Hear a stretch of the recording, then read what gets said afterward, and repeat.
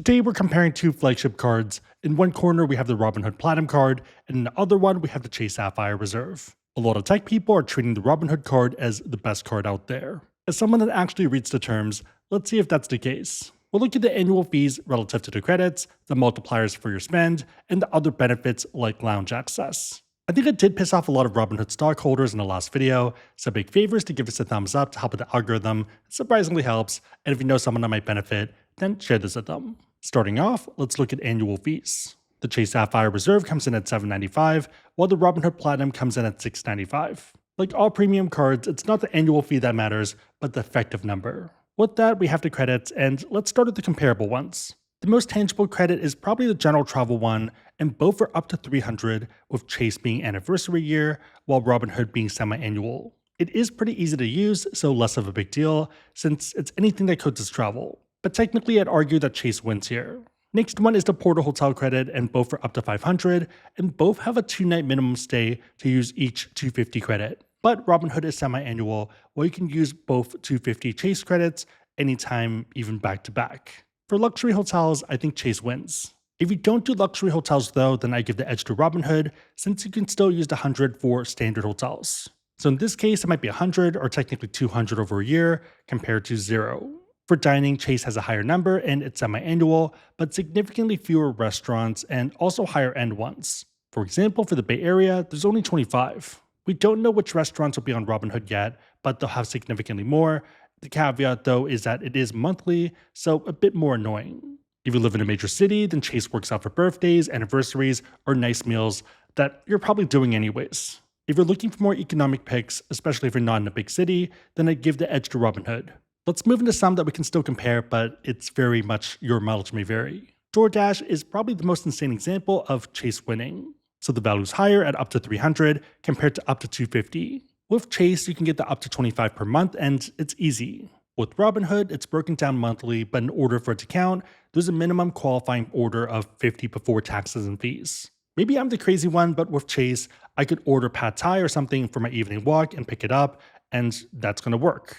That'd be my credit, Mandy would pick something up of hers, and we're done with the month. Credit's fully used. With Robinhood, I'd need to order $50 in food to get $10 back in value, which sounds insane to me. At least the Chase one makes sense. Rideshare is another one where on paper, Robinhood wins, since it is a higher number, but there's less cities that have autonomous rideshare, and even in places like SF, it's oftentimes 2 to 3 times the price. Mind you, it is a better experience, but on both sides, the credit is effectively 1 ride per month.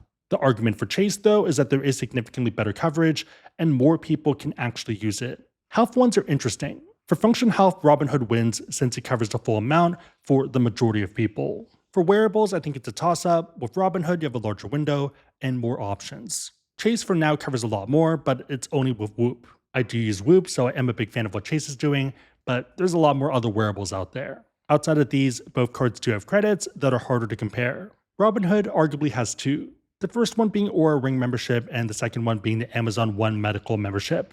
Aura One is a bit iffy though. The main issue being that it requires a purchase of an Aura Ring with a prepaid annual Aura membership. If you already have an Aura Ring like I do, then you're out of luck. Hopefully it changes, but it feels very intentional. Depending on your insurance and copays and stuff, Amazon One medical might be useful. I'm on Kaiser right now, so generally less useful, but I have used it in the past and it's fine for what it is. It can be useful, but just depends. Switching over to Chase, I'd argue that there's 4. Let's start with the most tangible. One that's currently active for 2026 is the Partner Hotel one, and it works with a lot of brands like IHG, Pendry, and Omni. If you travel anyways, then it's pretty easy to use, especially with IHG. If you go out, StubHub and Viagogo can be great and easy value for things like concerts or sports. Worst case, buy tickets for your parents, friends, or even coworkers as a gift. Even if you don't like events, someone else in your network does, and you'll probably get value from the goodwill. If you prefer staying at home for entertainment, then Apple TV and the Apple Music subscription can be useful, especially if you're already paying for these. I probably should use this, but I'm mostly a Netflix and HBO person. One that I ignore but might be useful for you would be Peloton membership, and also elevator multipliers on equipment and accessories. For me personally, I give the edge to Chase here, but it depends on you. For both cards, there's a lot of credits. It just depends on which ones you prefer. If you get positive expected value, then great, you're in the green already. Otherwise, you want to get close to break even.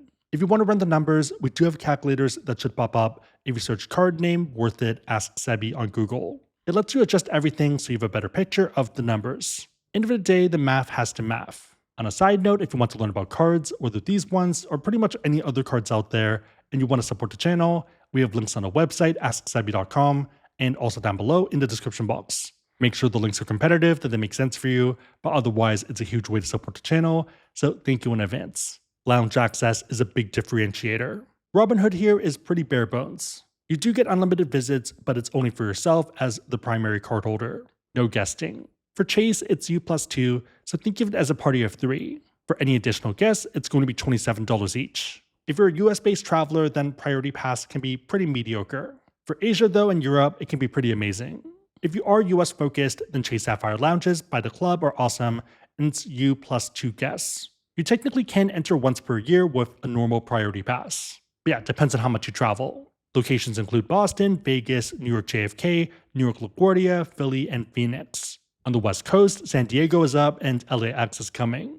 In Texas, Dallas is coming as well. There's also a partner Etihad Lounge and IAD. Those are all U+2. Beyond this, there's also Air Canada where it's U+1, but only when you're flying Star Alliance. If you're a United flyer, then you're golden. Same with a lot of other airlines like EVA, Lufthansa, Swiss, Singapore, or ANA.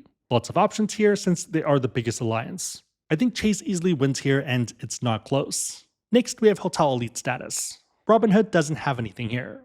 With Chase, they're currently working with IHG, and you get Platinum Elite status. It's not the craziest, but it's still something.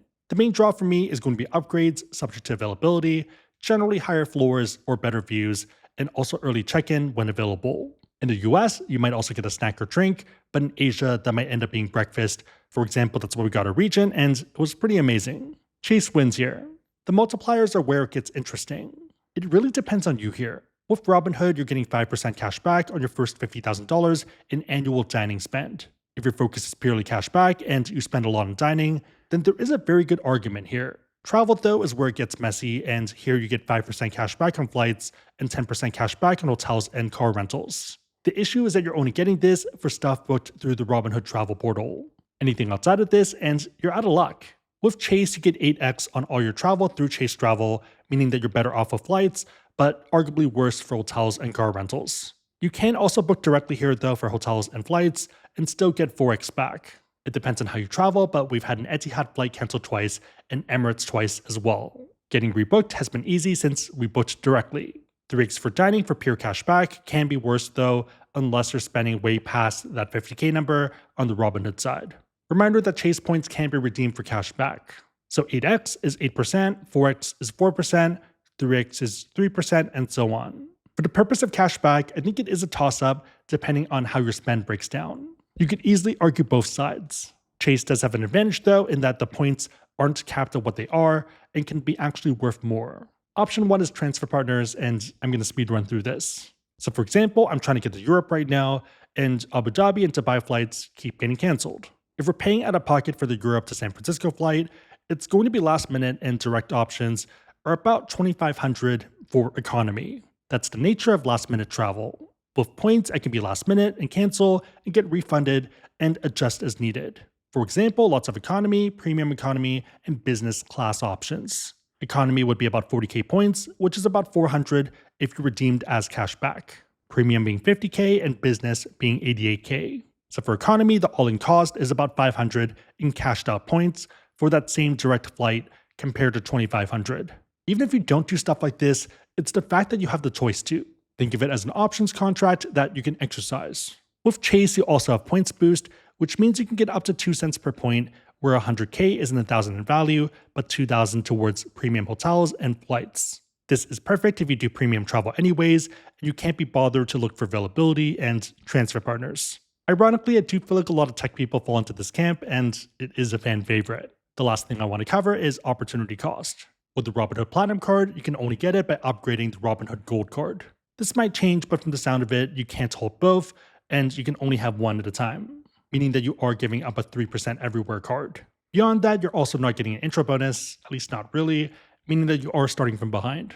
With Chase, the current intro bonus is 125k points after spending 6,000 on purchases in the first 3 months from account opening. 125K times 1 cent per point is 1,250 in value. 1,250 divided by 6,000 is 20.83% return on spend. Hopefully Robinhood adds a bonus, but if not, then you have to earn 1,250 to be at that same level. In order to do this a 5% back, you would need to spend $25,000 on, let's say, dining. There's also an opportunity cost since you could have done that with the Chase card. So for example, that same 25K spent on Chase, factoring in the intro bonus, would yield 2,000 in value. It can get messy with credits and stuff, but hopefully it makes sense. It's that you need to do a lot of spend in year 1 to get the same expected value. It also doesn't help that most, if not all, of these high annual fee cards have intro bonuses in the $1,000 range. The final point is downgrade paths, and no clue what that looks like for Robinhood. With Chase, if it stops making sense in year 2 and onwards, you can downgrade to no annual fee cards. That means you can get a great year 1, and in year 2, you can go back to a blackboard and look at the math. End of the day, all of this is just math, and as long as the math works in your favor, that's all that really matters. Run the numbers for yourself and your situation. We have calculators for both cards, I'll link down below, and should pop up if you Google worth it AskSebby card name. Again, if you want to learn more about cards, whether these ones, pretty much any other cards out there, we have links on the website AskSebby.com and also down below in the description box. And if you're curious, all legal affiliate disclosures can also be found below in the description box. If you made it to this point, leave a boxing glove emoji in the comments down below, and I'll try to heart it and also respond. 3 questions. Number 1, which credits do you actually value? Number 2, are you on Team Travel or Team Cashback? And number 3, which cards of these 2 do you like better? Let me know and everyone else know in the comments down below. Big favorite, thumbs up, share this, but otherwise hope you liked it.